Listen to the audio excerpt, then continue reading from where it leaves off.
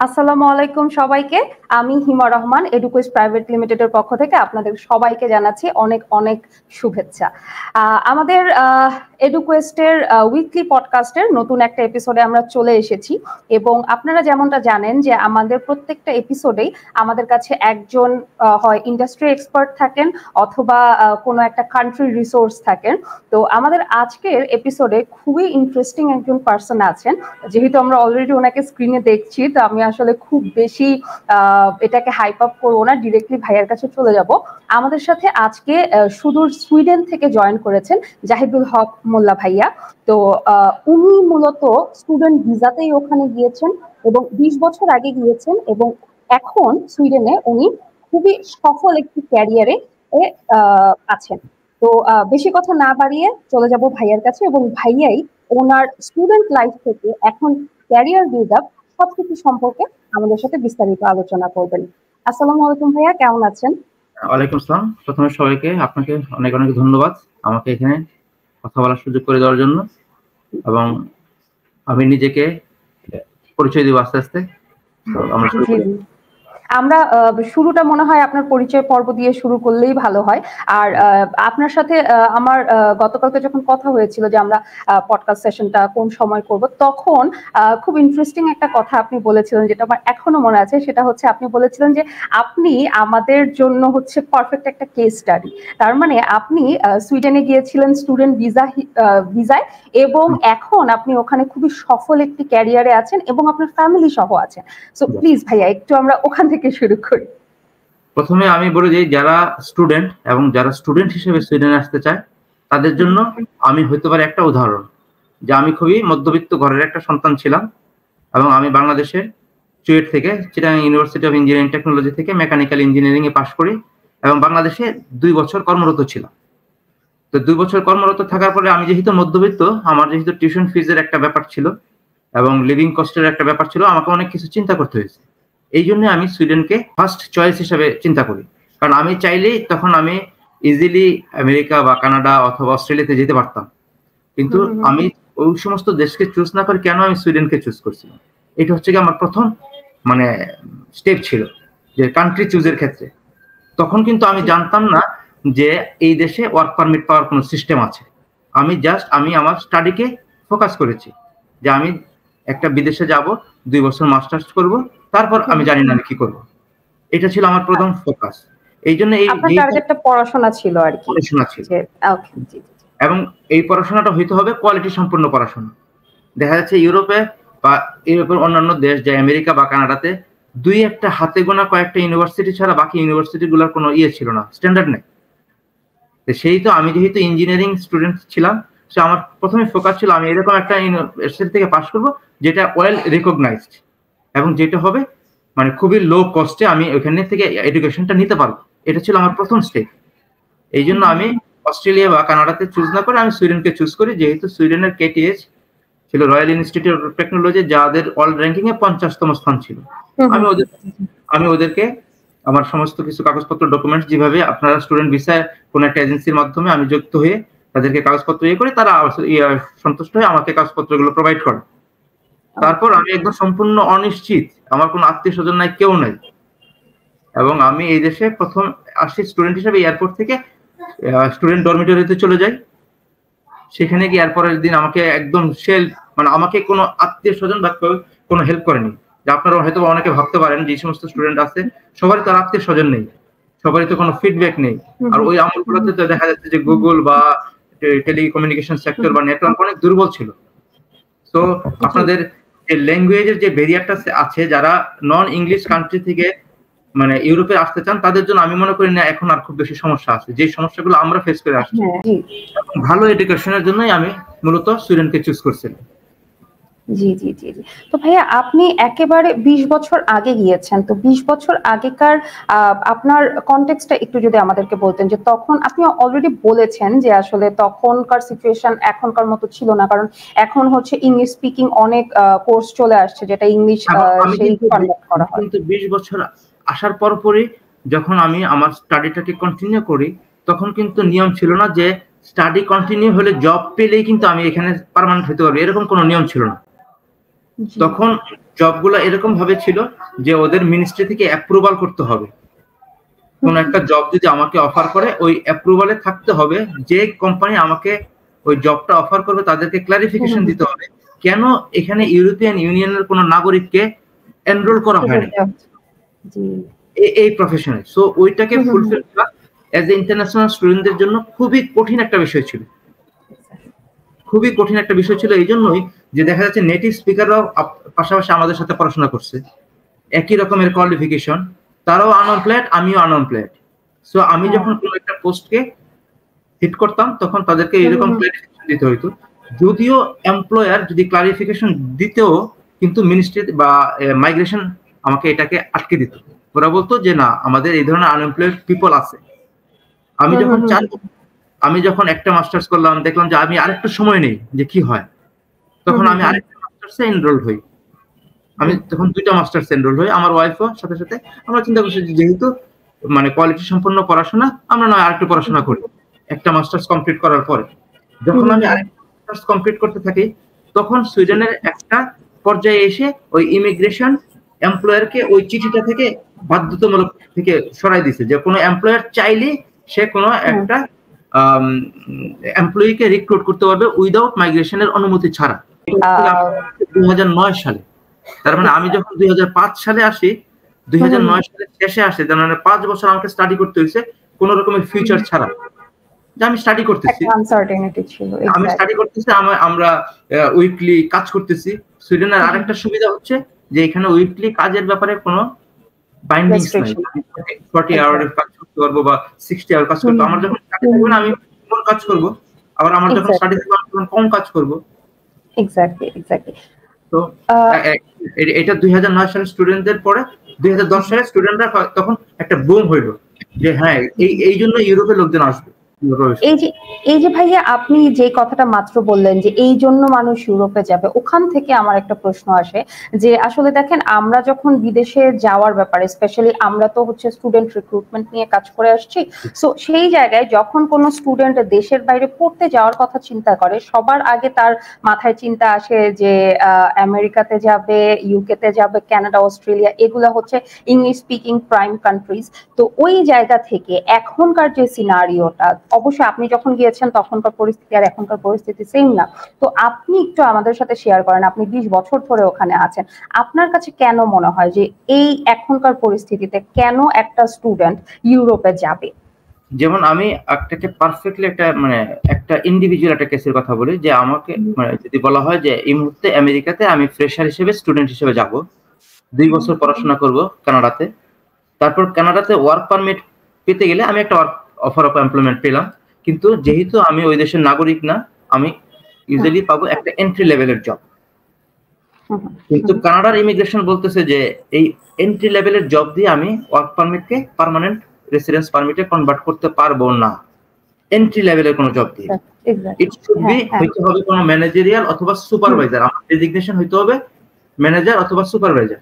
তাহলে এই ডিউরেশন, আমার যে এন্ট্রি লেভেল জবের যে ডিউরেশনটা থাকবে এই সময় আমার স্ট্যাটাসটা কি হবে? এত ইজি না, কিন্তু ইজি হইতে পারে যে আপনাকে 2 বছর সময় দিতে হইতে পারে।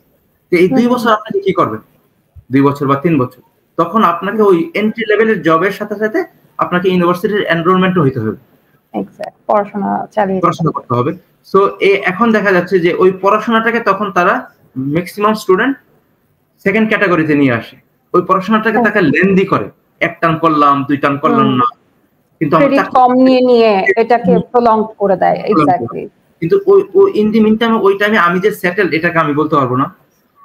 আমার যে ম্যাক্সিমাম যে আয়টা জব হিসাবে আসবে আমি ক্যারিয়ারে ফোকাস করতে পারছি না, কারণ যেহেতু আমার ওয়ার্ক পারমিটটা এখনো পার্মানেন্ট রেসিডেন্স পারমিটের দিকে যাচ্ছে না।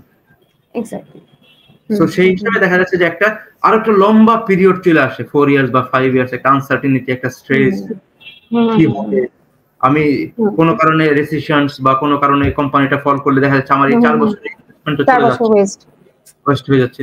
তো এখন এটাকে যদি আমরা সুইডেনের সাথে বা ইউরোপের কোনো কান্ট্রির সাথে কম্পেয়ার করি, তাহলে এখানে ওদের কোনো জবের কোনো ডেজিগনেশন নাই। ইট মাইট বি জব, একটা স্টুডেন্ট সে দেখা যাচ্ছে যে ইঞ্জিনিয়ারিং পাস করে আসলো, কিন্তু সে খুব ভালো বক্তা, সে খুব ভালো মেন্টর, সে কোনো ইংলিশ ইন্টারন্যাশনাল স্কুলের টিচার হিসেবে চলে যেতে পারে, যেহেতু এখন মোর ইন্টারন্যাশনাল এনভায়রনমেন্ট অনেক ধরনের টিচিং আছে, টিচিং জবে সে চলে যেতে পারে। আমি ইঞ্জিনিয়ারিং ক্ষেত্রে ফোকাস করছি এই জন্য যে ইঞ্জিনিয়ারিং, ম্যাথমেটিক্স যারা মেডিকেল ব্যাকগ্রাউন্ড না বা যারা কোনো স্পেশালাইজড ব্যাকগ্রাউন্ড না, তাদের দেখা যাচ্ছে যে ইংলিশে পড়াশোনা করে তারা টিচার হিসেবে যোগদান করতে পারবে, তারা ম্যাথে ভালো। যখন একটা স্টুডেন্ট যখন টিচিং জবে চলে যাবে তখন তাকে বলবে না যে তোমাকে সিনিয়র টিচার হইতে হবে, তুমি টিচার তুমি হয়ে যাবে।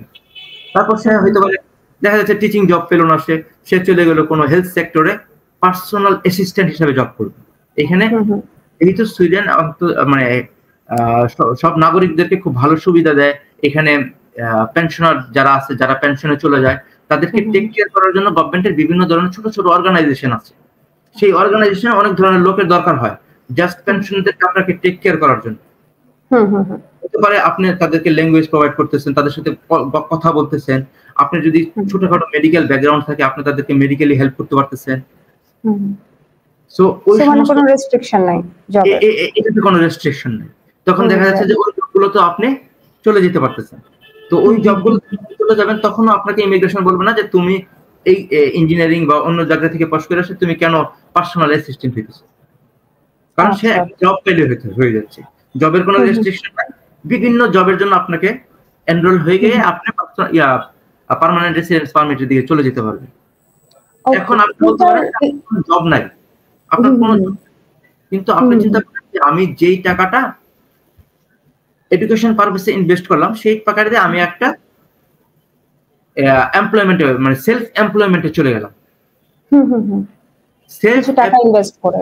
হ্যাঁ, কিছু টাকা ইনভেস্ট করে। এটা হইতে পারে আপনার বিজনেস ইনভেস্টমেন্ট হইতে পারে, আপনার আইটি ক্ষেত্রে হইতে পারে, আপনার বুটিক হইতে পারে, নরমাল রেস্টুরেন্ট হইতে পারে। সেটা নির্ভর করে আপনার যে কোয়ালিফিকেশন আছে, আমি যেটা চাই। হ্যাঁ, একটা সাধারণ মানুষ হইতে পারে সে আইটি ক্ষেত্রে স্কিল হইতে পারে, সে আইটি তে জব করতে মানে নিজের একটা সেলফ এমপ্লয়মেন্টে চলে যেতে পারে, ভালো রান্না বান্না করতে পারে, তারা ফ্যামিলি একটা বিজনেস করতে পারে, রেস্টুরেন্ট করতে পারে, একটা দোকান কিনে নিলেও তো হচ্ছে, ইনভেস্টমেন্ট লাগে না, ওটাতে হচ্ছে সেলফ এমপ্লয়মেন্ট বিষয়। এবং আপনি তখন এটাকে আমি এই জন্য জোর দিতেছি, সেটা হচ্ছে যে আপনি যেই টাকাটা এডুকেশন পারপাসে ইনভেস্ট করতেছেন 1 ইয়ার পরে, সেম টাকাটা ইনভেস্ট করে আপনি এই ধরনের একটা সেলফ এমপ্লয়মেন্ট বিষয়ে এমপ্লয়মেন্টে চলে যেতে পারবেন। এবং এই সেলফ এমপ্লয়মেন্ট বিষয়টা আপনি কন্টিনিউ করবেন যতদিন না পর্যন্ত আপনার পিআর হয়। ইন দি মিন টাইম আপনার ছেলে মেয়েদের হেলথ, আপনার সমস্ত ইন্স্যুরেন্স এজ এ নাগরিকদের মতো কাউন্ট করা হবে। এইটা আমার মনে হয় না পৃথিবীর আর কোথাও আছে। এটা এক্স্যাক্টলি এই হেলথ ইন্স্যুরেন্সের কথাটা থেকে ভাই একটা কথা মেনশন করতে যাচ্ছি। অন্যান্য কান্ট্রিতে দেখা যায় যে স্টুডেন্টরা যখন যাচ্ছে তখন হচ্ছে হেলথ ইন্স্যুরেন্সের টাকা সে যদি 4 বছরের জন্য যাচ্ছে 4 বছরের জন্যই দিয়ে দিতে হচ্ছে, 2 বছরের জন্য গেলে 2 বছরেরটাই আপফ্রন্ট মানে আগেই দিয়ে দিতে হচ্ছে। সো ওই জায়গা থেকে আমার মনে হয় ইউরোপের কান্ট্রিগুলোতে এখানে কিন্তু সুইডেনে যদি আমরা বলি একটা ব্রিদিং স্পেস আছে। তো সেক্ষেত্রে আমার টিপসটা হচ্ছে এই জন্য যে যারা স্পাউস নিয়ে আসতে চায় তাদেরকে আমি বলবো যে from the very beginning, from first day থেকেই যেন স্পাউসটা আসে, 1 বছর পরে যেন না আসে বা 6 মাস পরে যেন না আসে। তাহলে দেখা যাচ্ছে যে দুজনের এই হেলথ রিকোয়ারমেন্টস যেতে গেলে সবাইকে 1 বছরের ভিসা থাকতে হয় মিনিমাম। আচ্ছা, জি। যে দেখা যাচ্ছে যে আমি 1 বছরের স্টুডেন্টে গেলাম, আমার আনসার্টেনিটি যে আমার ওয়াইফ 6 মাস পরে আসে, তখন তার ভিসার মেয়াদটা 6 মাসের নিচে চলে আসে। তো সেই ক্ষেত্রে হেলথ যে ফ্যাসিলিটিস আছে সেটাতে সে ঢুকতে পারতেছে না। তো সবাই একসাথে আসবে, তারপর সে 2 দিন পরে চলে যাক ইয়ার পরে, তার যদি কোনো মানে অসুবিধা থাকে সেক্ষেত্রে এটা একসাথে যাওয়াটাই তো আসলে বেটার। আমাদের এখানেও যখন স্টুডেন্টরা আসে কনসালটেন্সির জন্য আমরাও সাজেস্ট এটাই করি যে যখন যাচ্ছেন ফ্যামিলি সহই যান, কারণ অন্যান্য তুলনামূলক অন্য কান্ট্রিগুলোতে এত বেশি মানে যে ফ্যামিলি ফ্রেন্ডলিনেসটা যেটা হচ্ছে সুইডেনে বলেন বা ফিনল্যান্ড, ডেনমার্ক, ইউরোপের বেশ কিছু কান্ট্রিতে দিচ্ছে, not only spouse but along with the kids as well, যে বাচ্চাদেরও এডুকেশন শুরু করতে পারবে প্রথম দিন থেকে, দেন ডে কেয়ারটা কভারড। তো এই জিনিসগুলো আসলে ভাইয়া too good to be true মনে হয়। আপনি একটু যদি বলতেন আমাদেরকে আরো। আমি একটা কেস স্টাডি তৈরি করি, দেখা যাচ্ছে একটা স্পাউস, তাদের একটা বাচ্চা আছে, সেই বাচ্চাটার বয়স হচ্ছে কি 6 বছর বা 4 বছর। তো 4 বছর তারা যখন প্রথম দিন থেকে আসবে তখন তাদের সেই 4 বছরের বাচ্চাটাকে সে চলে যাবে ডে কেয়ারে, এবং এই ডে কেয়ারের তখন আপনার আসবে যে কস্টটা কিরকম হবে। সেই কষ্টটা সম্পূর্ণ নির্ভর করবে হচ্ছে গিয়ে যে বাবা মায়ের যে ইনকাম তার উপর ভিত্তি করে ওরা ওই পার্সেন্টেজটাকে ক্যালকুলেট করে ওদের ফিস নিয়ে চলে যাবে। এটা মানে মানে আমরা যে বলি যে বিনা বেতন না, একটা পার্সেন্টেজ চলে যাবে আয়। এখন একটা স্টুডেন্টের যেহেতু কোনো আয় নাই, জিরো ইনকাম, ওরা কিন্তু আরেকটা মজার ব্যাপার হচ্ছে যে ওরা একটা সার্টেন অ্যামাউন্ট পর্যন্ত আপনাকে ধরবে যে জিরো ইনকাম, যেটা আপনার লিভিং কস্টের জন্য। ওই লিভিং কস্টকে অতিক্রম করলে আপনি আসবেন যে আপনার ইনকাম হচ্ছে, যেটা আপনাকে বাচ্চাদের ক্ষেত্রে দিতে হবে। খারাপ দেখে আমাকে নিয়ে নিল তা না, ওরা একটা মানে লিনিয়ারলি সবাইকে সমানভাবে দেখার জন্য এই জিনিসটা করছে যে আমার লিভিং কস্টের পরে আমি বলবো যে আমার ইনকাম হয়েছে। এটা টোটালি আলাদা একটা ডিপার্টমেন্ট দেখবে। স্টুডেন্টদের জিরো ইনকাম, সে তার বাচ্চাকে স্কুলে নিয়ে যাবে, সে বাচ্চা প্রথম দিকে স্কুলে থাকবে, অন্যান্য নাগরিকরা যেরকম থাকবে, সে কত পে করতেছে কেউ জানবে না, এটা স্কুলও জানবে না, এটা জানবে আলাদা একটা ডিপার্টমেন্ট। তো এখানে মানে উচ্চ নিচে ভাবার কোনো কারণ নেই, সবার বাচ্চা সমান। তাহলে প্রথম দিন থেকে একটা বাচ্চা একটা ভালো এনভায়রনমেন্টে চলে যাচ্ছে, যেখানে মানে সে সুইডিশে কথাবার্তা বলবে, বা সে যদি না পারে, আপনার বলতে পারেন যে ছোট বাচ্চা সে না হয়েছে স্কুলে গেলে কি হবে, যদি স্কুলে ক্ষেত্রে আমি যে বললাম যে অনেক স্টুডেন্টদেরকে তারা রিক্রুট করে যে ইংলিশ পড়ানোর জন্য, মানে ওই বাচ্চাটাকে গাইড করার জন্য 1 বছর। হ্যাঁ, ইএসএল কোর্স, এটা ইংলিশ অ্যাজ সেকেন্ড ল্যাঙ্গুয়েজ। দেখা যাচ্ছে যে ওরা বললো যে একটা বাচ্চা আছে ক্লাস 3 তে পড়ে, সে বাংলা বুঝে আর হচ্ছে সুইডিশ বুঝে না। তখন তাদের একটা আলাদা ডিপার্টমেন্ট থাকবে যে বাংলাদেশি কেউ আছে কিনা যে বাংলা কথা বলতে পারে প্লাস কিছু সুইডিশ বলতে পারে। তখন সেই বাচ্চাটাকে ট্রেন করার জন্য তাকে 1 বছরের জন্য বা 6 মাসের জন্য নিয়োগ দেওয়া হবে ওই স্কুল, ওই বাচ্চাটাকে সব বাচ্চাদের সাথে মিক্স করানোর জন্য। ওরা কি কথাবার্তা, এবং বাচ্চারা খুব দ্রুত শিখে। তো ওরা 6 মাস বা 1 বছরের ভিতরে ওই টিচারটা ওদেরকে ট্রেন করে ওই বাচ্চাটাকে ওদের স্কুলের সাথে মানে ফিক্স করে নেয়। বাবা মা হিসেবে এটা হচ্ছে আমাদের এক্সট্রা মানে যে একটা চিন্তা থাকে যে আমার বাচ্চাটা এটা রিলিফ হয়ে গেল। এটা রিলিফ হয়ে গেল। সো বাবা কমপ্লিটলি স্টুডেন্ট মানে স্টাডির দিকে ফোকাস করতে পারছে, বাচ্চা স্কুলে চলে যাচ্ছে। এখন তাহলে ওয়াইফ কি করবে প্রশ্ন আসতে পারে, ওয়াইফ কি করবে? তখন ওয়াইফের জন্য সবচেয়ে অ্যাট্রাকটিভ প্যাকেজ হচ্ছে সে যদি হাজবেন্ডের মতো পড়াশোনা করতে চায় সেটাও করতে পারবে ইউনিভার্সিটিতে উইদাউট এনি কস্ট। এটা আসলে too good to be true, honestly এটা আসলে কোথাও এই রকম অপরচুনিটি দেয়া হয় না। আবার ওয়াইফরা যদি চিন্তা করে যে না আমি ইংলিশ শিখবো না, আমি সুইডিশ ল্যাঙ্গুয়েজ শিখবো, তখন সে সুইডিশ ল্যাঙ্গুয়েজ স্কুলে চলে যেতে পারে উইদাউট কোনো রকমের কস্টিং ছাড়া। তাহলে সে 6 মাস বা 1 বছর তার ওয়াইফ যদি, এখন একটা হাজবেন্ড যদি ভাবে যে আমার ভাষার জন্য কিছু হলো না, আমি ভাষা পারি না দেখি, ইন দি মিনটাইম তার ওয়াইফ কিন্তু 1 বছরে কিন্তু ভাষা শিখে ফেলতেছে, তার বাচ্চা 1 বছরে ভাষা শিখে ফেলতেছে। 1 বছর যখন একটা দেশে একটা নেটিভ এনভায়রনমেন্টে থাকবে, ভাষাটা যখন কন্টিনিউয়াসলি চর্চা হবে, আমার মনে হয় যে 1 বছর বা 2 বছরের ভিতর একটা স্টুডেন্ট যখন 2 বছরের ভিতর ইংলিশে পড়াশোনা করার পরে সে যদি ফ্রাস্ট্রেটেড হয়ে যায় যে আমার তো ভাষা নাই, কিন্তু তাকে ফিডব্যাক দেওয়ার জন্য তার ফ্যামিলি মেম্বাররা তখন দাঁড়ায় যাচ্ছে, তার ওয়াইফ 2 বছরে মোটামুটি ভালো ল্যাঙ্গুয়েজ করে ফেলতেছে, বাচ্চারা ল্যাঙ্গুয়েজে ভালো প্রফিসিয়েন্সি হয়ে যাচ্ছে, তখন তার ওয়াইফ যদি মনে করে যে না আমি ওয়ার্ক পারমিটে চলে যাব, তখন তার ওয়াইফ একটা ইউনিভার্সিটিতে অ্যাডমিশন নিয়ে সে ওয়ার্ক পারমিটে চলে আসবে। আপনি আপনার ফ্যামিলিটাকে টোটালি সুইডিশের দিকে করতে পারতেছেন, এবং মানে ওই চয়েসটা থাকবে আমাদের হাতে, বিভিন্ন ধরনের চয়েস থাকবে। দেখা যাচ্ছে যে এখন দেখা যাচ্ছে যে কোনো কারণে আমি বলবো যেটা আপনি যদি সময়টাকে যদি বাড়াইতে চান, তাহলে ওয়াইফের পড়াশোনার ডিফারেন্সটা 2 বছর রাখা উচিত। তারপর ওয়াইফ পড়াশোনা করবে, ওয়াইফ স্টুডেন্ট ভিসায় চলে যাবে, হাজবেন্ড তখন জব সিকিং করবে।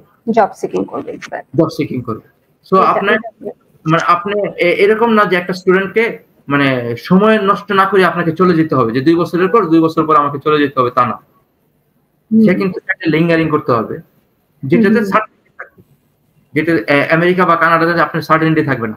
স্টাডি গ্যাপ হয়ে গেলে এটাকে আপনাকে নাও করতে পারে। দেখা যাচ্ছে যে আমেরিকা কানাডাতে অনেক সময় দেখা যাচ্ছে যে যেহেতু আপনার ইউনিভার্সিটি গুলার র্যাঙ্কিং গুলাকে ভেরি করে, ভালো ইউনিভার্সিটি খারাপ ইউনিভার্সিটি, অনেক সময় অনেক ধরনের ইউনিভার্সিটি ব্ল্যাক লিস্টে পড়ে যায়। আমরা এই বছর এই ইউনিভার্সিটি থেকে কোন স্টুডেন্টকে ভিসাকে এক্সটেন্ড করব না। এক্স্যাক্টলি, ইভেন জব ক্ষেত্রেও এটা অনেক সময় ম্যাটার করে যে হয়তো কম র্যাঙ্কিং বা ব্ল্যাক লিস্টেড একটা ইউনিভার্সিটি থেকে সে ডিগ্রি নিল, ওইটার কারণে তার জব হচ্ছে না, এবং দেখা যায় স্টুডেন্ট খুবই বাজে একটা সিচুয়েশনে পড়ে যে একটা খুব ভালো অ্যামাউন্ট তারা ওইখানে স্পেন্ড করেছে কিন্তু জব পাচ্ছে না। সো ওই ক্ষেত্রেও কিন্তু আমরা হচ্ছে বেশ ভালো একটা ব্যাকআপ দিই। আমরা সবসময় টার্গেট রাখি যখন ইউএসএ, কানাডা, অস্ট্রেলিয়া এগুলোর জন্য যখন আমরা কাউন্সিলিং করি বা প্রসেসিং করি, উই মেক শিওর যে যাতে ইউনিভার্সিটি র্যাঙ্কিংটা খুব ভালো হয়। এই জিনিসটা আমরা সুইডেনে যতগুলো ইউনিভার্সিটি আছে সেগুলো সবগুলোই আপনি যদি বলেন যে ওয়ার্ল্ড র্যাঙ্কিং এ 400 এর ভিতরে আছে। সো এগুলো ওয়ার্ল্ড রিকগনাইজ। সো গভর্নমেন্ট কখনোই বলবে না যে আমার এই ইউনিভার্সিটি ব্ল্যাক লিস্টে, কারণ যেহেতু এগুলো গভর্নমেন্ট দিয়ে পরিচালিত হচ্ছে, কোনো প্রাইভেট ইউনিভার্সিটি সেন্ট্রালি হয়, সেন্ট্রালি এবং গভর্নমেন্ট স্টেটের উপর একদম মানে ফোকাস, ওয়েল ফোকাস কোন স্টুডেন্ট কি করতেছে তাদের প্রগনোস, এবং যেহেতু তারা এই জিনিসগুলোকে আপনার ডাটাগুলোকে ওয়ার্ল্ড তে পাঠাচ্ছে ইউনিভার্সিটির আন্ডার, তো এই ক্ষেত্রে কোনো চান্স নাই যে আমি 5 বছর একটা ইউনিভার্সিটিতে পড়াশোনা করলে আমাকে বলে ফেলবে যে তুমি এত মানে বেশি পড়াশোনা করে ফেলছো কেন। আমি আমার পড়াশোনা করি, কিন্তু আমার ফোকাস যেটা সেটা হচ্ছে যে আমাকে লিঙ্গারিং, আমি এজ এ স্টুডেন্ট হিসেবে এসে আমাকে কিন্তু 2 বছরের কোর্সকে 4 বছরে নিয়ে আসতে হয়েছে। ওই 2 বছরের ভিতর আমি চিন্তা করছি যে যেহেতু আমার হাতে সুযোগ আছে, আমি না আরেকটু পড়ি, আমি আরেকটু দেখি। আমি যদি 2 বছর পড়াশোনা করার পরে যদি চলে আসতাম, আমি চলে যেতে পারতাম আমেরিকা বা কানাডাতে। আমাকে অন্য আরেকটা দেশে গেলে যেই চ্যালেঞ্জের মুখোমুখি হইতে হবে, এই চ্যালেঞ্জটা আমি এই দেশেই নেই। আচ্ছা, বাট ভাইয়া এখানে কিন্তু আপনার এরকম 4 বছর এক্সটেন্ড করার কারণ ছিল তখন এই যে জবের যে ফ্যাসিলিটিটা এটা ছিল না, যেটা হচ্ছে 4 বছর পরে 2009 এ হয়েছে। বাট এখন কিন্তু অটোমেটিক একটা স্টুডেন্টের ওই জিনিসটা করতে হবে না যে টাইম বাড়িয়ে নিতে হবে। যদি তার জবটাতে যদি স্যাটিসফাইড না হয়, তাহলে সে চাইলে সে তার পড়াশোনাটাই কন্টিনিউ করতে হবে। তাকে কখনোই ইমিগ্রেশন বলবে না যে তুমি স্টুডেন্ট হইতেছো, তুমি বেশি পড়াশোনা করে ফেলছো, তা না। তাকে একটা রিকোয়ারমেন্টস ফুলফিল করতে হবে যে আমি একটা টার্ম কমপ্লিট করব 1 বছর। ইউনিভার্সিটি মাইগ্রেশন ইজ হ্যাপি যে সে একটা স্টুডেন্ট করছে। তারপর হচ্ছে মানে আপনাকে মানে সময় এক এক সময় এক এক রকম যায়। কোনো সময় দেখা যাচ্ছে মাইক্রোসফট বা গুগল তারা লোক নেওয়া বন্ধ করে দিয়েছে, যে 6 মাস নিল না। ওই 6 মাসের ভিতরে আমি পাস করে বেরোলাম, তাহলে ওই 6 মাস তো আমাকে লিঙ্গারিং করতে হবে। সো এটা নির্ভর করবে ওয়ার্ল্ডের উপর যে আমার এন্ট্রান্স সবসময় ওপেন থাকবে তা তো না। যেহেতু আমি স্টুডেন্ট, আমি পড়াশোনা করব, আমি যেহেতু পড়াশোনা করার জন্যই আসছি, আমি চেষ্টা করব আমাকে পড়াশোনা করতে, আমি আমার বেসটা শক্ত হবে ততক্ষণ পর্যন্ত পড়াশোনা করব। আর যদি ইন দি মিন টাইম অনেকে মনে করেন না আমি আরো ভালো অপরচুনিটিতে চলে যাব, তখন এখানে তো বিভিন্ন ধরনের এমবিসি আছে, আমেরিকান এমবিসি আছে বা কানাডান এমবিসি আছে। আপনারা তখন বলবেন যে আমি স্টুডেন্ট থেকে পড়াশোনা করছি, আমি আমেরিকাতে চলে যেতে চাই। এক্স্যাক্টলি, তখন তারা আমেরিকাতে চলে যেতে ওই ফ্যাসিলিটিটাও কিন্তু আমরা ভাইয়া দিয়ে থাকি। আমরা হচ্ছে আমাদের স্টুডেন্টদেরকে যখন আমাদের এখান থেকে প্রসেসিং ওনারা করে, তখন আমরা এরকম বলেই দিই যে আপনি যদি ওখানে গিয়ে দেখেন যে আসলে ভাই যত যাই বলেন, ধরেন আমি বাংলাদেশে বসে আছি, আপনি ওখানে সুইডেনে আছেন, আমি যতই গুগলে এটার ব্যাপারে জানি বা রিসার্চ করি, বাট তারপরেও আমার মনে হয় আপনার যে প্র্যাকটিক্যাল নলেজটা আছে ওখানে থেকে, ওইটার সাথে আমাদের এখানে হচ্ছে জাস্ট অনলাইনে সার্চ করে আমরা জানতে পারবো না। এক একজনের ইন্ডিভিজুয়াল কেসটা এক এক রকম থাকে, যেটা আপনি বললেন যে এক্স্যাক্টলি ওইখানকার সিনারিওটা গিয়ে তখন দেখা যায় যে যদি মিট আপ না করে, তখন আমরা বলি যে জাস্ট লেট আস নো, যদি আপনি দেখেন যে না আপনি কোনোভাবেই সাস্টেইন করতে পারতেছেন না, জাস্ট আমাদেরকে জানান, আমরা হচ্ছে আপনার ওখান থেকে মাইগ্রেশনের ব্যবস্থা করে দিব, হয়তো ক্রেডিট ট্রান্সফার বা যেভাবেই হোক, এবং এটা হচ্ছেও। সো ওই জায়গা থেকে আসলে আমাদের এন্ড থেকে আমরা সবভাবে হচ্ছে স্টুডেন্টদেরকে হেল্প করার চেষ্টা করি। ডেফিনেটলি। তো ভাইয়া আমরা যখন জবের ব্যাপারে কথা বলছিলাম, এখান থেকে এটার পরের স্টেপটাই আসে, জব তো মানুষ টাকা ইনকামের জন্যই করছে, তো ওই জায়গা থেকে সুইডেনে বা ওভারঅল ইউরোপের যে living এক্সপেন্সটা obviously compared to other first world countries এখানে কম, বাট তারপরেও একটু যদি বলতেন যে আসলে লিভিং এক্সপেন্সটার রেশিও কিরকম বা কিভাবে। যদি আমি বাংলাদেশের কনটেক্সটে চিন্তা করি, তাহলে দেখা যাচ্ছে ঢাকা শহরে নর্থ সাউথে ইউনিভার্সিটিতে পড়ে একটা স্টুডেন্টের মান্থলি খরচ কত টাকা হয়, সে দেখা যাচ্ছে যে সে বাসা ভাড়া সবকিছু দেওয়ার পরও অ্যাটলিস্ট বাংলাদেশি টাকায় 40 থেকে 40,000 টাকা খরচ হয়ে যায় একটা স্টুডেন্ট যদি অন্য জায়গা থেকে আসে, অন্য জেলা থেকে। তার মানে এই 40,000 টাকা যদি আমি চিন্তা করি, তাহলে এটা হচ্ছে 400 ইউরো।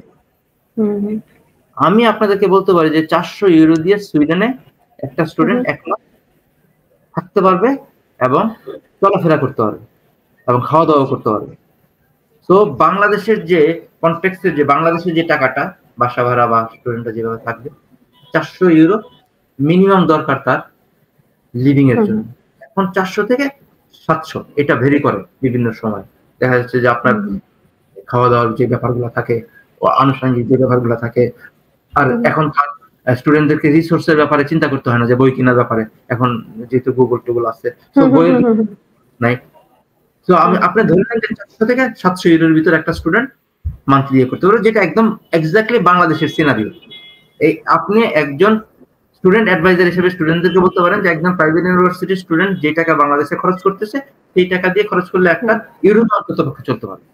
এক্সেপশনাল একটা জিনিস। তো লিভিং এক্সপেন্সের বিষয়টা যখন আমাদের চলে আসলো, এখন আসি একেবারে হলিস্টিক ভাবে। ধরেন একজন স্টুডেন্ট যখন তার মাথায় এই চিন্তাটা আসছে যে সে দেশের বাইরে পড়াশোনা করতে যাবে, সেই ক্ষেত্রে তার আসলে মাথায় কি কি জিনিস রাখা উচিত যদি সে ইউরোপকে কনসিডার করে? কোন বিষয়গুলো তার মাথায় রাখা উচিত? সেই ইউরোপকে কনসিডার করার জন্য তাকে প্রথমে যে জিনিসটা করতে হবে, যে আমার স্টাডিটা যদি 2 বছর হয় ডিউরেশন, আমার স্টাডি কমপ্লিট করার পরে আমি যেহেতু একটা জব সিকিং ভিসা পাবো, তো আমার টোটাল মানে স্টাডি ডিউরেশন বা টোটাল যে ডিউরেশনটা হবে সেটা হচ্ছে 2 to 5 ইয়ার্স। এই 2 to 5 ইয়ার্স এর ভিতরে আমি আমার ক্যারিয়ারটাকে বিল্ড আপ করবো। প্রথম 2 বছর আমি পড়াশোনার ফাঁকে ফাঁকে যে সমাজ ব্যবস্থা সম্পর্কে, তাদের রুলস এন্ড রেগুলেশন সম্পর্কে জানলাম। আর 3 বছর হচ্ছে গিয়ে যদি আমি হয় 1 বছর আমি জব সিকিং করলাম, যদি আমার মানে কপাল খারাপ থাকে, আমি যদি ম্যানেজ না করতে পারি, এই 3 বছরকে আমি জব সিকিং হিসেবে করলাম। আমার মনে হয় যে 5 ইয়ার্স এর ভিতর সে অ্যাটলিস্ট অন্তত হয়ে যায় আর কি।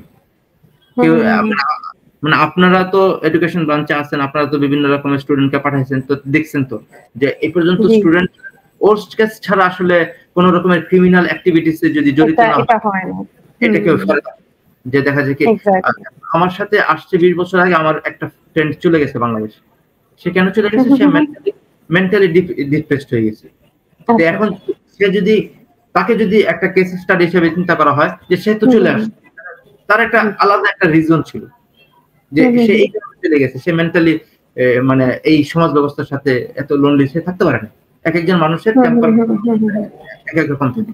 তবে আমি একজন স্টুডেন্টদেরকে বলবো, সে যদি মেন্টালি স্ট্রং থাকে, সে যদি কোনো ক্রিমিনাল অ্যাক্টিভিটিসে না জড়ায়, there is a future. তাহলে আসলে রিয়ানে। আচ্ছা ভাই, কুইকলি আরো কয়েকটা জিনিস আমরা একটু গো থ্রু করি। যেহেতু ইউরোপিয়ান কান্ট্রি সুইডিশ ল্যাঙ্গুয়েজের প্রচলনটা বেশি, সেই ক্ষেত্রে আইএলটিএস এর ব্যাপারে আমাদের কাছে সব থেকে বেশি যে কোয়ারিটা পাই, সেটা regardless weather we are working for Europe or not, যে কোনো কান্ট্রির ব্যাপারে আমাদের কাছে কোয়ারিজ আছে আইএলটিএস ছাড়া হবে কিনা। সেই ক্ষেত্রে ভাই আপনি কি বলবেন? একদম মানে যারা স্টুডেন্ট, যারা একদম পড়াশোনা করতে চায়, তাদের ফোকাস থাকবে যে আমাদের যে স্টুডেন্টদের জন্য যে রিকোয়ারমেন্টস গুলো আছে সেগুলোকে ফুলফিল করা। আর এই সমস্ত যদি ফুলফিল না করতে চাই, তাহলে আমাদেরকে স্টুডেন্ট ভিসা ছাড়া অন্য ভিসাগুলোর কথা চিন্তা করতে হবে। যদি আমি স্টুডেন্ট ভিসার জন্য আইএলটিএস টা আমাদের আসলে ম্যান্ডেটরি। আইএলটিএস টা রিকোয়ারমেন্টস হচ্ছে স্টুডেন্ট ভিসার জন্য। আইএলটিএস টা রিকোয়ারমেন্ট হচ্ছে যে পার্টিকুলার যেই সাবজেক্টটাতে সে পড়তে চাবে, সেটা হচ্ছে ওই সাবজেক্টের রিকোয়ারমেন্টস। এটা ভিসা রিকোয়ারমেন্টস, এটা কোনো ভিসা অফিসার রিকোয়ারমেন্টস না। সুইডেনে 20 বছর আগে কোনো রকমের আইএলটিএস এর রিকোয়ারমেন্টস ছিল না, কিন্তু তারা তখন ইউনিভার্সিটি থেকে কাগজ চাইতো যে তোমার স্টুডেন্টের ডিউরেশনটা কিরকম ছিল। সেই ক্ষেত্রে ভিসা রিফিউজ হওয়ার যাওয়ার একটা সম্ভাবনা থাকলেও থাকতে পারতো, বাট সুইডেন এটাকে ওভারকাম করতো। তারপরও 20 বছর আগে আসার সময় কিন্তু আমি আইএলটিএস দিয়ে এসেছি। তখন কিন্তু আমার রিকোয়ারমেন্টস ছিল না, কিন্তু আমি আমার আইএলটিএস কমপ্লিট ছিল। যে আমি যে ইউরোপ আমেরিকার জন্য মানে এজ এ স্টুডেন্টদের ভিসাদের জন্য প্রথম স্টেপ হচ্ছে বিদেশে যাওয়ার আগে আইএলটিএস এর ধাপটা কমপ্লিট করা। এখন যদি মনে করেন যে না আইএলটিএস ছাড়া যারা আছে, তাদেরকে তখন বলতে হবে যে তারা মানে আসলে কি স্টুডেন্ট মানে স্টাডি করতে চায়। হ্যাঁ হ্যাঁ 3 to 5 months আইএলটিএস এর প্রিপারেশন নেই। আর কম্পিটিটিভনেসটা এত বেশি বেড়ে গেছে এখন, আসলে ওই যে ওভারলুক করার যে বিষয়টা আপনি যেটা বললেন, যে আগে এমন হতো আইএলটিএস না দিলেও তারা হয়তো ওভারলুক করতো, এখন আসলে ওভারলুক করার মতো পরিস্থিতি আসে না। আইএলটিএস দিয়ে অনেক ভালো ভালো স্টুডেন্টরা আছে, তো ওই জায়গা থেকে আমার মনে হয় আইএলটিএসটা আসলে এটা একটা মাস্ট জিনিস। সেই ক্ষেত্রে আইএলটিএস তো one of the documents, it is not the only documents. তো ওই বাকি কি ডকুমেন্টস গুলো বেসিক আপনার মনে হয় যে স্টুডেন্টদের যখন তারা প্রসেসিং শুরু করবে তার আগেই রেডি করে রাখা উচিত? এটা হচ্ছে কি যে সে যে সাবজেক্টটাতে পড়তে চায়, সেই সাবজেক্টটাকে পড়তে চাইলে সে কেন পড়তে চায় সেই জন্য একটা লেটার তৈরি করতে হবে। তার একটা গোলকে ফিক্স করতে হবে, মোটিভেশনাল একটা লেটার ফিক্স করতে হবে। তার সাথে সে এই সাবজেক্টের সে মোটিভেশন লেটারের পাশাপাশি যে তার প্রিভিয়াস যে ব্যাকগ্রাউন্ড গুলো আছে সেগুলোকে সে ফোকাস করবে। তারপর হচ্ছে গিয়ে তার যদি কোনো এক্সট্রা কারিকুলাম অ্যাক্টিভিটিস থাকে সেগুলোকে সে ফোকাস করবে, এসে থাকবে। দেখা যাচ্ছে যে এইগুলো কেন দরকার, দেখা যাচ্ছে যে এই কম্পিটিশনের যুগে আপনি যেটা বললেন যে এখন বিভিন্ন ধরনের কম্পিটিশন আছে, বিভিন্ন ধরনের সাবজেক্ট আছে, দেখা যাচ্ছে তখন একটা টিচার বা একটা এইচআর ডিপার্টমেন্ট যখন অ্যানালাইসিস করে তখন সে কাগজপত্রের ভিত্তিতেই তাকে একটা স্টুডেন্টের প্রোফাইলকে সে তৈরি করে। জি জি জি এক্স্যাক্টলি। এই জিনিসটার জন্য তো আপনারা আসেন যে কিভাবে তৈরি করা উচিত, এটাতে আমরা কমপ্লিটলি আমরা হেল্প করি। আমাদের একজন কাউন্সিলর স্টুডেন্টদের চিন্তা ভাবনাটা এটা আপনার ওরা কাগজপত্র নিয়ে আসবে, প্রোফাইল আপনারা তৈরি করবে। এক্স্যাক্টলি। অনেক সময় দেখা যায় ডকুমেন্টস আছে, আমার হয়তো যতটুকু ডকুমেন্টস দরকার তার থেকে বেশি আছে, কিন্তু ওই জিনিসটাকে কিভাবে গুছিয়ে সাবমিট করতে হবে, কারণ অনেক ক্ষেত্রে দেখা যায় যে হলিস্টিক প্রোফাইলের উপর বেস করে যে স্কলারশিপ, ওয়েভার, ফান্ডিং এই জিনিসটা আসে। সো প্রোফাইলটাকে সাজানো বা গোছানো অনেক বড় একটা ইস্যু। তবে এখান থেকে ডকুমেন্টেশনের ব্যাপারটা মোটামুটি আমরা একেবারে ক্লিয়ারলি একটা স্টুডেন্টকে বুঝিয়ে দিই। আমাদের একজন কাউন্সিলরে আমরা ট্যাগ করে দিই জাস্ট ডকুমেন্টেশন ভেরিফিকেশনের জন্য এবং তাকে ওই গাইডলাইনটা দেওয়ার জন্য। ওখান থেকে আরেকটা সেন্সেশনাল কোয়েশ্চেনে আসি। আমার কাছে যখন কোয়ারিজ আসে, একটা গ্যাপ আসলে আমরা কতটুকু অ্যাকসেপ্ট করতে পারবো যখন একটা স্টুডেন্ট আমাদের কাছে আসছে?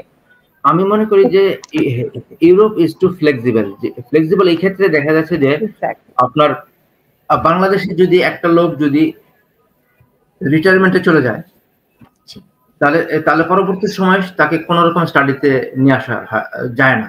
আর সুইডেন দেখা যাচ্ছে রিটায়ারমেন্টের এইজেও সে মাইক্রোসফট বা গুগলে জব পেতে পারে, তার প্রোফাইলকে সে তৈরি করতে পারে। রিটায়ারমেন্টের পরেও অনেকে পড়াশোনা করতে যদি সে চায়, ইউনিভার্সিটি তাদের এইজের ব্যাপারে কোনো কথা বলবে না। সেটা হইতে পারে একটা সুইডিশ, হইতে পারে ইন্টারন্যাশনাল কান্ট্রি। আপনি যদি, আমি বললাম যে মোটিভেশন লেটার এবং তার এডুকেশনাল যে ব্যাকগ্রাউন্ড যদি সে থাকে, আপনি যদি আমাকে বলেন যে একটা স্টুডেন্ট আইএলটিএস এ 6.5 আছে, সে ইঞ্জিনিয়ারিং ব্যাকগ্রাউন্ডে 10 বছর চাকরি করছে বা 20 বছর চাকরি করছে, সে এখন রিটায়ারমেন্টে চলে যাবে, আমি বলতে পারি যে he is eligible to get admission in Sweden. Just তার ক্রেডিবিলিটিটা প্রুভ করতে হবে তার স্টেটমেন্ট অফ পারপাস বা মোটিভেশনাল লেটারের মাধ্যমে, যে কেন সে এতদিন জব করে এখন সে সুইডেনে গিয়ে তার এই এক্সপিরিয়েন্সটাকে কিভাবে কাজে লাগাবে, বা সে যদি ওখানে পড়াশোনা করে দেশে চলে আসে সেই ক্ষেত্রে সে ওই জিনিসটাকে কিভাবে কাজে লাগাবে। অ্যাকচুয়ালি ওই জিনিসটা ক্রেডিবিলিটিটা প্রুভ করতে পারলে আমার মনে হয় একটু এখানে আপনাদের যাদের যে সমস্ত স্টুডেন্টদের ব্রেক অফ স্টাডি আছে, আমি মনে করি না যে এটা ইউরোপের কোনো ইউনিভার্সিটির জন্য অন্তরায়, কারণ ইউরোপে যেহেতু কোনো এইজের কোনো গভর্নমেন্ট চাকরি বা বেসরকারি চাকরির জন্য এইজটাকে কোনো কাউন্ট করা হয় না, কম্পিটেবিলিটি এবং এডুকেশন কোয়ালিফিকেশন এগুলোকেই কাউন্ট করা হয়। তো যে বাংলাদেশের গভর্নমেন্টের চাকরি দেখা যাচ্ছে 35 এর পরে নেওয়া হয় না। আমি আপনাকে বলতে পারি যে 15 বছর বয়সে আপনি গুগল এবং আমার ধারণা যে এটা এখন বাংলাদেশেও চলে আসছে, যে 55 বছর বয়সেও যদি একটা লোক যদি তার মানে কোয়ালিফিকেশন কে সে বিসিএস এর চেয়ে ভালো হতে পারে, ভালো চাকরি। ভাইয়া আমার মনে হয় কি এখন এই আমরা যেভাবে ইভলভ করেছি, এখনকার যুগে আসলে স্কিলটা অনেক বেশি ইম্পর্টেন্ট। মানে সে অবভিয়াসলি একাডেমিক পড়াশোনা দরকার, বাট দিন শেষে দেখা যায় কি সে ওই পড়াশোনা করে কতটুকু স্কিল অ্যাচিভ করেছে, ওইটা আসলে সব থেকে বেশি ইম্পর্টেন্ট, এবং স্কিলটা ইদানিং সব থেকে বেশি প্রায়োরিটাইজ হয়। তো ভাইয়া আমরা হচ্ছে আপনার অনেকখানি সময় নিয়ে নিয়েছি, এখন আমরা যদি একটু র্যাপ আপ করি যে আলটিমেটলি ধরেন একটা স্টুডেন্ট যদি যাওয়ার কথা চিন্তা ভাবনা করে, সেই ক্ষেত্রে ধরেন তার সে কিভাবে হেল্পটা নিবে বা তার আসলে কি করা উচিত, সেই ক্ষেত্রে এজেন্সির ভূমিকা কতটুকু বা একটা কনসালটেন্সি ফার্মের ভূমিকা কতটুকু, এটা যদি একটু বলে আমরা তাহলে আর কি আজকে শেষ করতে পারতাম। এখন মানে এখন আসবে একটা স্টুডেন্টের সমস্ত ধরনের রিকোয়ারমেন্টস আছে, যে তার যে আপনি যেটা বললেন যে শাখা প্রশাখার মতো ছড়িয়ে আছে, তাদেরকে আমরা মোটিভেট করব যে তুমি কেন এটাকে চয়েস করলে। এটা হচ্ছে গিয়ে কাউন্সিলরের কাজ, এটা স্টুডেন্টদের কাজ না। সে যদি যেতে চায় আমেরিকা, আমরা তাকে বলবো যে ইউরোপে তোমার যে প্রোফাইল, তোমার যে এডুকেশন, তুমি হেজিটেশন ছাড়া তুমি ইউরোপে চলে আসতে পারো। এইটা সে সাথে মতো ছড়ায় আছে, সে ইউরোপ, আমেরিকা, কানাডা সব জায়গায় দৌড়াদৌড়ি করে। আমরা একটা কাউন্সিল আমাদের যে এক্সপেরিয়েন্স সেগুলোকে দিয়ে আমরা তাদেরকে একটা স্টুডেন্টদেরকে সঠিক গাইড দিতে পারবো, যেটা সে স্টুডেন্ট বিভিন্ন জনের কথা শুনে বিভিন্ন দিকে দৌড়াচ্ছে। আমরা যেটা করবো সেটা হচ্ছে গোল ওরিয়েন্টেড, এই গোলগুলো তুমি এই ফোকাসে পাবো। আমরা তাদেরকে রাস্তা দেখাতে পারবো, যে আপনাকে 5 রাস্তা দেখাতে পারবো বা 4 একটা রাস্তা দেখাতে পারবো, 4টা রাস্তার পরে সেই স্টুডেন্টকে চুজ করতে পারবে যে সে কোন রাস্তাতে সে যেতে পারবে। এটা হচ্ছে কি আমি মনে করি একটা স্টুডেন্ট কাউন্সিলরের একটা বড় ভূমিকা, ইন্টারনেটে বিভিন্ন ধরনের অপশনে বিভিন্ন রকমের সুযোগ সুবিধার কথা চলে আসছে, তারা টোটালি একটা সংখ্যাকে ইয়ে করে একটা স্টুডেন্ট রিয়েলিটিকে চিন্তা করতেছে, রিয়েল কেস স্টাডি। যেমন আপনি আমাকে নিয়ে আসছেন একটা রিয়েল কেস স্টাডি, এটা কোনো গুগলের কোনো বই না বা গুগলের কোনো পরিসংখ্যান না যে 500 স্টুডেন্ট সুইডেনে আসছে 450 চাকরি পেয়ে গেছে। একদম একদম। এই জন্য আমি মনে করি যে একজন স্টুডেন্ট কাউন্সিলরদের কাছে আসবে সঠিক গাইডলাইন এবং বাস্তবসম্মত একটা গাইড পাওয়ার জন্য। জি জি জি, আমরাও আসলে এডুকেস্টের পক্ষ থেকে আমরা সবসময় ওই চেষ্টাটাই করি যে আসলে একটা স্টুডেন্টের প্রোফাইলটার উপরে আমরা সব থেকে বেশি কনসেন্ট্রেট করি, যে তার প্রোফাইলে যেটা অ্যাপ্লিকেবল হবে বা তার প্রোফাইল অনুযায়ী তার যেই দেশে গেলে সুবিধা হবে বা তার সুযোগ সুবিধা বেশি হবে, আমরা ট্রাই করি তাকে ওই দেশে যাওয়ার ব্যাপারে গাইড লাইন দেওয়ার জন্য। তো ঠিক আছে ভাই, মোটামুটি আমাদের হচ্ছে ইউরোপের ব্যাপারে একটা ব্রিফ আমরা ধারণা পেয়েছি। আর আপনাকে আসলে অনেক বেশি ধন্যবাদ ভাই আমাদেরকে আপনার মূল্যবান সময় দেওয়ার জন্য। আর আমরা হচ্ছে আমার মনে হয় আমাদের এডুকোয়েস্টের যারা অডিয়েন্সরা আছে তাদের অনেক কনফিউশনই ক্লিয়ার হয়ে গেছে। আর তারপরেও যদি কোনো কনফিউশন থাকে আমরা আছি জাস্ট একটু কষ্ট করে ফোন দিতে হবে, বা ভাইয়ার সাথেও আমরা হয়তো একটা সেশন ফিক্স করে দিতে পারি, যদিও ভাইয়া অনেক ব্যস্ত থাকে। তারপরেও ভাইয়া আসলে আপনার ব্যস্ত সময় থেকে আমাদের জন্য যে সময় বের করেছেন এটার জন্য আসলে আমরা অনেক অনেক বেশি কৃতজ্ঞ ভাইয়া। খুব ভালো লাগলো আপনার সাথে কথা বলে, অনেক কিছু জানতে পারলাম, অনেক কিছু ক্লিয়ার হলো। আশা করি ভাইয়া এরপরে আরেকদিন আপনার সময় পাবো আমরা আরেকটু, এবং আরো হয়তো বিস্তারিত বিষয়ে আলাপ আলোচনা করতে পারবো। আজকে তাহলে আমরা এখানেই শেষ করছি। ভাইয়া খুব ভালো থাকবেন। জি ঠিক আছে, আসসালামু আলাইকুম, ভালো থাকবেন।